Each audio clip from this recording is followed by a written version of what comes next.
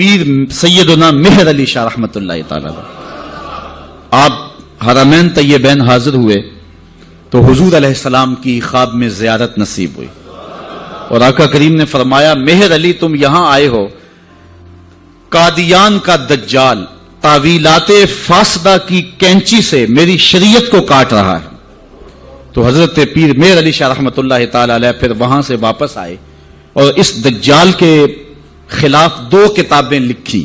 جن کا آج تک جواب نہیں ہو سکا، لیکن پیر مہر علی شاہ کو اس نے چیلنج کر دیا کہ آپ میرے ساتھ مناظرہ کریں، اور خود جگہ مقرر کر دی لاہور کی بادشاہی مسجد،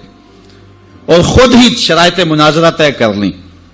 اور کہا کہ آپ کے ہاتھ میں بھی کاغذ قلم ہوگا، میرے ہاتھ میں بھی کاغذ قلم ہوگا، ہم تفسیر لکھیں گے، علماء کی جیوری بیٹھے گی، جس کی تفسیر اچھی ہوئی وہ سچا ہوگا۔ یہ تو کوئی بات نہیں تھی، لیکن پیر صاحب نے کہا ٹھیک ہے آ جاؤ۔ پیر صاحب پھر گولڑا سے چلے اور لاہور پہنچے۔ مرزا دجال کو نہیں آنا تھا، نہ آیا، اور اس نے بہانہ یہ بنایا کہ پیر صاحب کے ساتھ سرحد کے پٹھان آئے ہیں اور وہ مجھے مار دیں گے،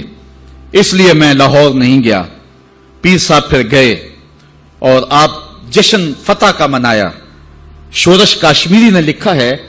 کہ پیر صاحب کے چہرے پہ میں نے جلال دیکھا، اور پیر صاحب فرمانے لگے کہ وہ تو کہتا ہے کہ قلم اور کاغذ لیں گے اور جو ہے وہ لکھیں گے، کہا کہ اگر وہ آ جاتا تو میں کاغذ پہ قلم رکھ دیتا، قلم خود ہی لکھتا۔